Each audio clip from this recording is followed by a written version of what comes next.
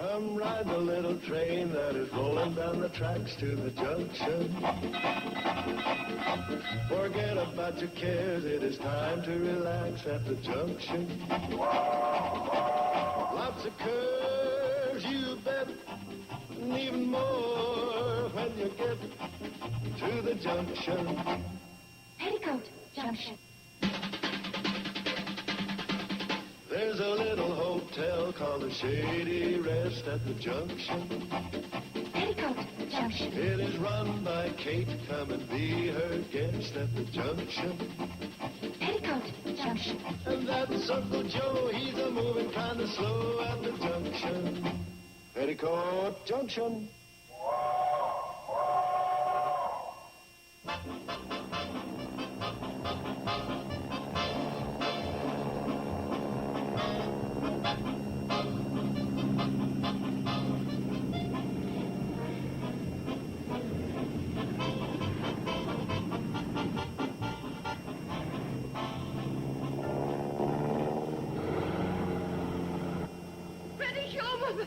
Be careful up there. Mom, you go through this every time Steve gives her a flying lesson. Am I supposed to get used to it?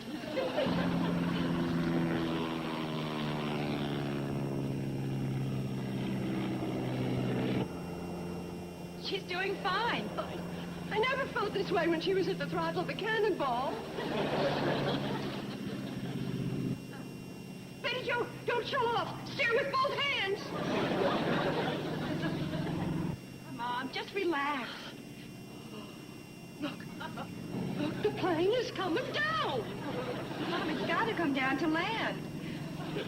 Oh.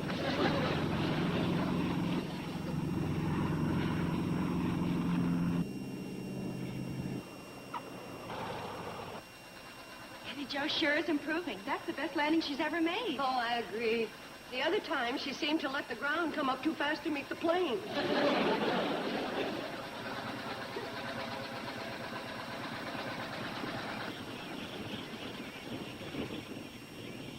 Oh, how'd I do, teacher? Great. I'd say you're about ready to graduate. You mean the next time I go up, I can solo? I think you're ready. Mom, Mommy Joe, Steve says I'm ready to solo. Oh, good. I always did know you had a nice voice. Steve means soloing in the plane. I know what he means. I'm just trying to put off that day as long as possible. Well, don't worry about the shortstop, Mrs. Bradley. She's a terrific pupil. That's because I have a terrific teacher. Yeah. First time in my parent-teacher relationship I ever wanted to talk a pupil into becoming a dropout. Mom, you don't have to worry. The one thing Steve harps on is safety. Right. And before anybody does any more flying, I'm going to tear down that engine and overhaul it. Well, when do we start? We? Well, you must have something better to do than hold hands with a fuel pump. No, I don't. Besides, how else am I going to pay for my flying lessons? Okay, I could use a grease monkey. That's me. Get up to the hotel and change your clothes. Okay. Oh, don't forget. As soon as the plane's ready, I get to solo.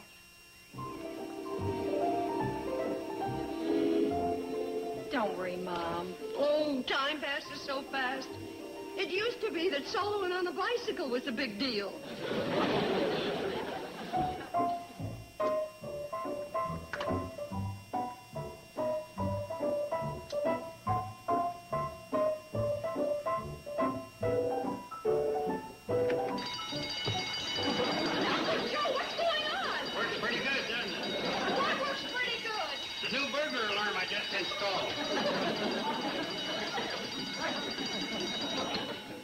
If you'd have been a burglar, you wouldn't have had a chance. Yeah. Every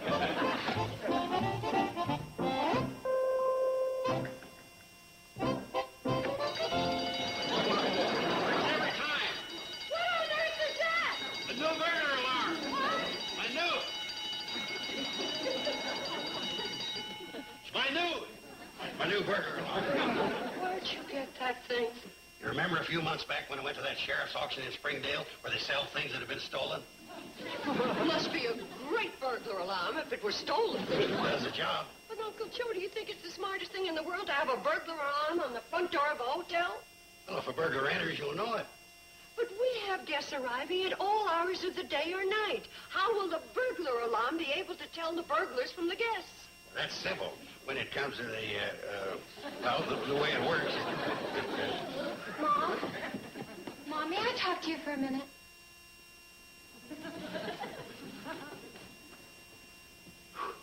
Thanks, Billy Joe. Mom, I was just talking to Betty Jo, and she tells me that she's going down to help Steve work on his plane. Yeah, that's the way I understand it. Have you noticed lately that if she isn't flying around with him taking lessons, she's helping him fix his plane? Oh, I don't think it's as bad as you make it out. Betty Jo's mechanically inclined. She gets a kick out of helping Steve. And another thing, does she have to look so darn cute when she helps Steve work on his plane? What was that? I was just saying, do you have to dress so alluringly when you help Steve? An old sweatshirt and beat-up jeans are alluring? Well, you know what I mean. Billy Joe, don't make problems where there aren't any, huh? I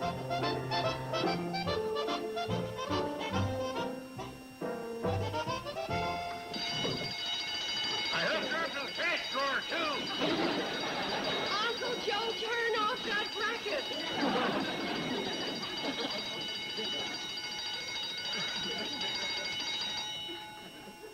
I said I hooked her up to the cash drawer, too. All right, you caught me red-handed. I'll go quietly. Am I too irresistible now? And this isn't Chanel number 5. It's 30-weight motor oil.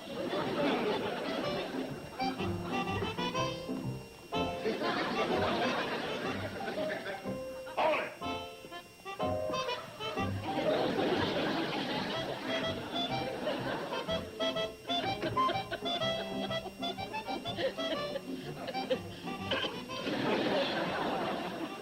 That's it. Now turn it counterclockwise. Just a little more. That'll do it. Oh, thanks. If I had to get in there head first, it would take a derrick to get me out.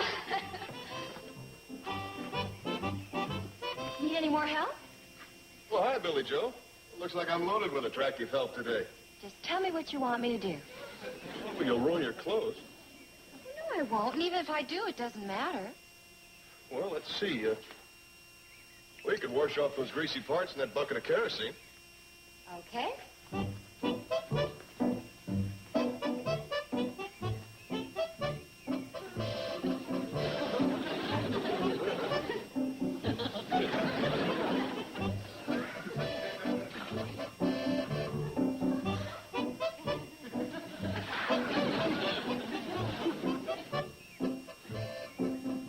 Steve, I think I'd better be getting back to the hotel. I just remembered I forgot to feed the dog. Sure. Well, thanks for all your help.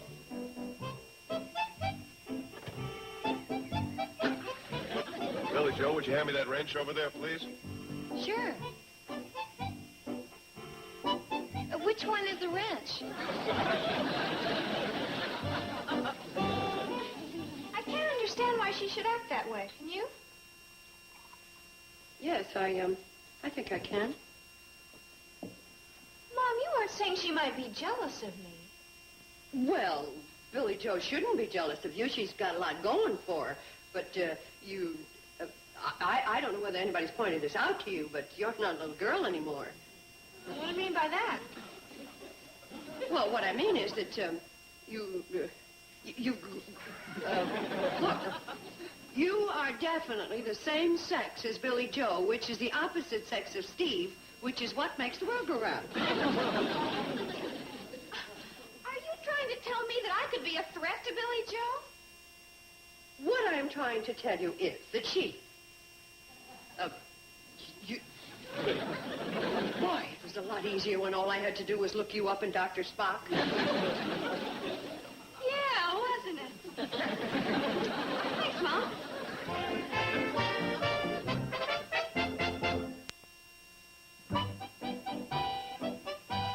Billy Joe, would you bring me those parts you've cleaned? Okay.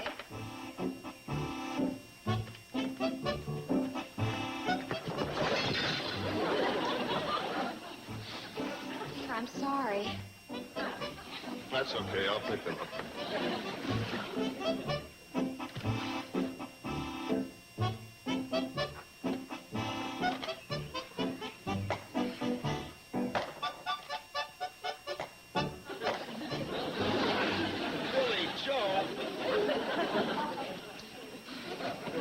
I'm sorry.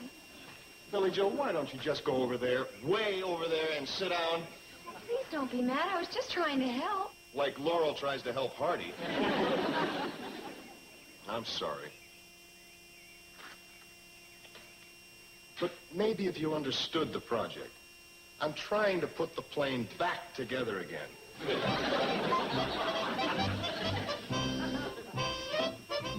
Hello, Mother. Hello, who? Oh, Mother. I've been Mom so long, I wondered who you meant. What are you dressed for? To go shopping? Where, Tiffany's? No, Drucker's store. Drucker's store? Don't you remember? You asked me to pick up some ground round for supper. Well, it'd be interesting to see how you'd have dressed if I'd asked for top sirloin. Well, you said I was, well, maturing. Yes, I did. And so you are. But, I'm wearing some of your cologne. I didn't think it was 30-weight motor oil. Sweetie, don't you think this transition is sort of sudden? You said I wasn't a little girl anymore. Yeah, I know I did, but... Well, Well, isn't there something sort of in between Shirley Temple and Zsa Zsa? you think I should go back and change again? No. But if I look ridiculous You or don't look something... ridiculous. It's just that... Oh, come on. You run along. Nobody could find fault with a pretty girl in a pretty dress. Thanks, Mom.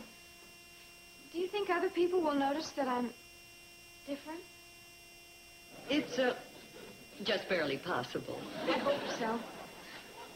Bye, Mom. Good boy. All right, Floyd, give me... What in the tarnation are you doing? Oh, just listen to see if there's a train coming. Floyd, you meathead, you. How could there be a train coming when we got the only train on the track? Well, a fella can dream, can't he? Charlie, wouldn't it be something if we had two trains on to fix the Hooterville run? Then we could put up one of them signals with the red and the green and the amber light. That would be living. You living for long. Something's got to give when you've got two trains and only one track. You got a point there. Boy, am I glad I don't hear one coming. Well, howdy, man. You're just in time. We're just pulling out. Hey, that's Betty Joe. Good afternoon. Where you going, Betty Joe, to a wedding? No. To a funeral. No. You get your picture took? No. I'll pass. Me too. I've run out of reason for being dressed up like that. I'm just on my way to Drucker's store to get some ground round steak. On your way to Drucker's store to get some ground round steak? That's right. Good thing we passed.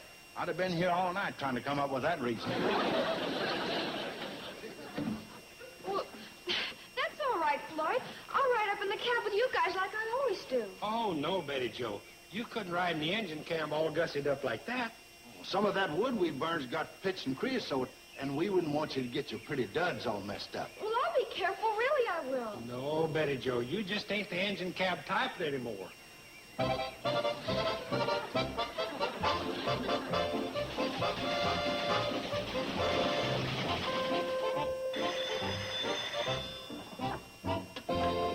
Drucker's store? Yeah, Mrs. Benson. What? No, I'm sorry. I had to stop making regular deliveries because... Bye, Floyd. Charlie. Well, just a second, Mrs. Benson. I think I hear my emergency delivery boy outside. See you later. Yeah.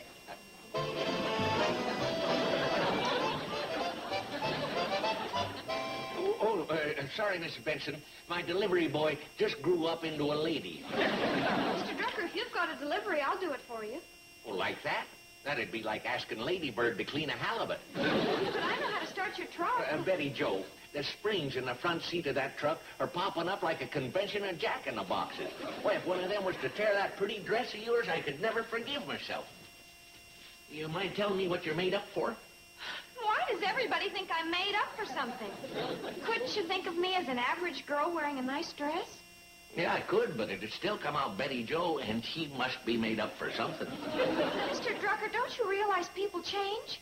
I mean, well, maybe you haven't noticed, but I'm the same sex as my oldest sister. Well, yeah, that part comes across real good. But what are you made up for? I'm trying to tell you that... Okay.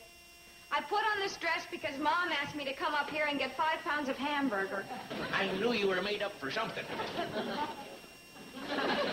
5 pounds of hamburger? Well, least I can do is gift wrap it for you. Uncle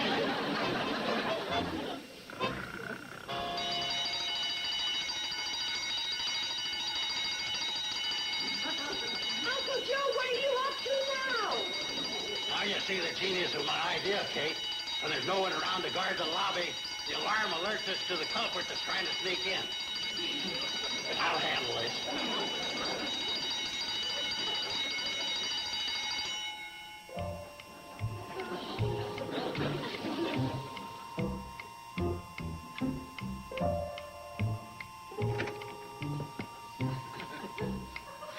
This isn't kid you and Kate. Oh, so it's you. Take his paw prints. I'll call the sheriff. You've been asking for it. One of these days, I'm putting in a dog alarm. Come on outside. I want to have a talk with you. Hi. Betty Joe. Hi, Betty Joe. Hi there. What are you doing here? Just on my way back from Drucker's. Dressed like that? You came this far out of your way through the woods? I just, wanted to see how the plane's getting along. Oh, is that so? How is the plane getting along? Just fine. Well, anything I can do to help? And ruin that dress? Don't be silly. Oh, this old thing? This whole thing? Well, that just happens to be her best and newest dress she has on. And if I'm not mistaken, that just happens to be Mom's best cologne she's wearing, too. I like it. What's it all about, kid? What are you made up for? Do I have to be made up for something? Well, no, except you're always sort of... Well, you're Well, I mean, I think of you as a... Go ahead and say it. Tomboy. That's it.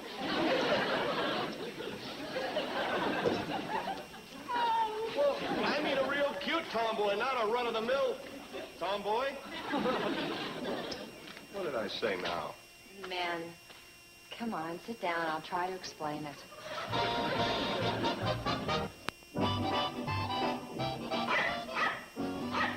You two. Big deal. Just because I wore a Sunday dress in the middle of the week. Oh, hi, dear. How'd everybody like you? You mean before or after they stopped laughing? Oh, honey, what's the matter? I've just put in the most miserable day I ever had. All anybody said was, what are you made up for, kid? Even Steve. Steve? Yes, Steve. And remember, I'm the one who was supposed to be such a big threat to Billy Joe where he was concerned. Well, I've certainly learned one thing. It's no use trying to be something you're not. Hi, Betty Joe. What are you made up for? You could have gone all day without asking her that. What's the matter? Well, I think it's a combination of growing up and a crush on Steve Elliott. Steve Elliott, I thought he was sweet on Billy Joe. That's what makes it tough on Betty Joe. Oh, well, it'll pass. I remember once I had a crush on Theda Barra. Thought I never would get over it. Then along came Toby Wing. So long, Theda.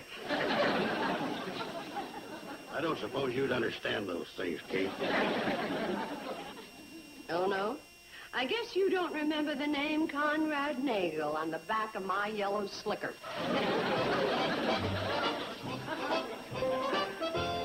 Are you sure? We'll figure it out. You're with her all the time, working on the plane, giving her flying lessons. I'd say it was inevitable. Well, in that case, I guess I'll just have to break it off the best way I can. Say, you wouldn't like to talk to her for me, would you? No, I guess you wouldn't. Well, I'll just have to get out the same way I got in. Let's go. Steve, be gentle.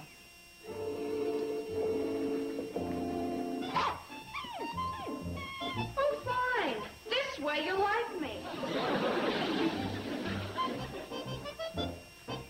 Well, there's the gal we know. Welcome back, shortstop. Thanks. I was just going down to work on the plane. What do you want me to do? Well, as a matter of fact, Excuse me, I'm going to go get cleaned up. Well? What do you want me to do? Do?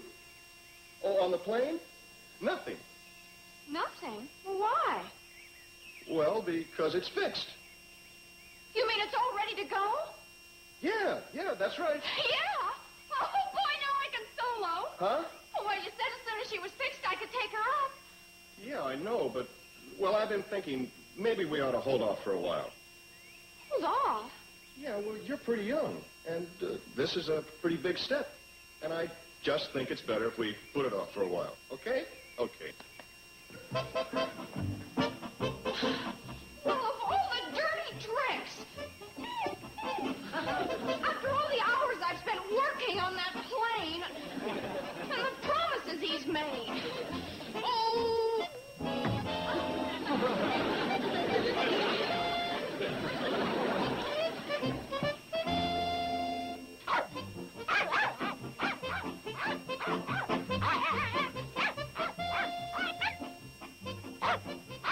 What's on your mind, you four-legged pot roast? Kate, old Fleabag here acts like he's trying to tell us something.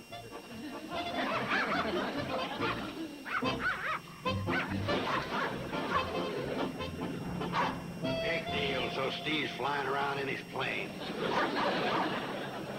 Relax, Kate. Old Nuisance here's making a big thing out of Steve flying around in his plane. Steve!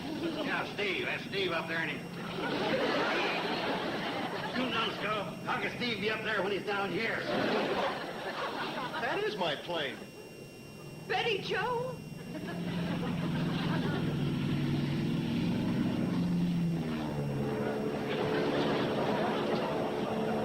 Oh, look, Steve, look. She's flying the plane crooked. She doesn't have the wings even.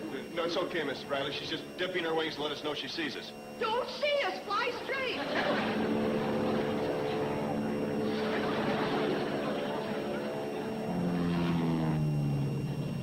Uh-oh, she's gonna try for a landing. See all the ruckus you caused?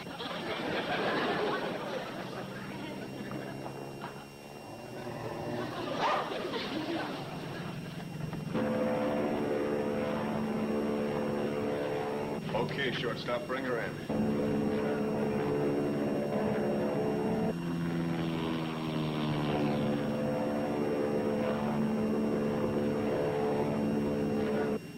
Please.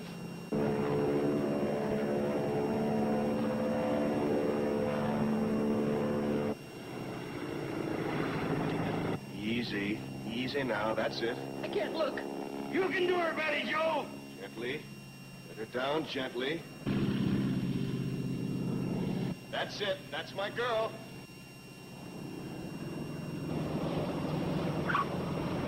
She did it, Mrs. Bradley. She did it. She didn't have me worried for 1 minute.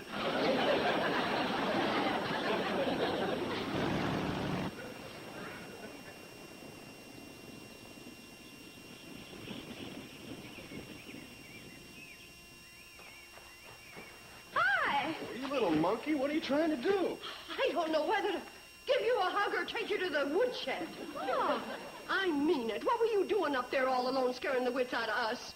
Mom, it was just something I had to do. I know. You had to show you were grown up, that you weren't a little girl anymore. I guess that's it. Well, I'm sorry you didn't make it. What? When you're grown up, you show some responsibility, and that is lacking in this display. Well, we'll talk about that later. Right now, I'll settle for a great big hug. Well, it's been one of those days. Amen. And it's not over yet. Well, Steve, when can you start giving me flying lessons? I'll help you work on your plane. Well, no offense, Bobby Joe, but I'm afraid I'm coming up with another customer who doesn't know a wrench from a screwdriver.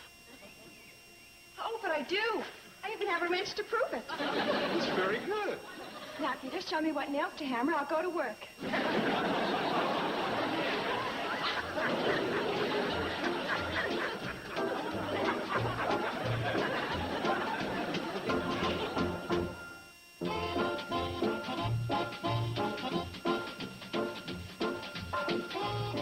This This weekend on TV Land, enjoy a sampling of the good, the weird, and the wonderful from our television archives. Rare oddities like Amos Burke's Secret Agent, The Evil Touch, and the new Mission Impossible on the Wonders of TV Land. This Saturday and Sunday, starting at 6 p.m. Eastern, 3 Pacific, here on TV Land. Now stay tuned for Green Acres, next on Nick at Night's TV Land. Junction.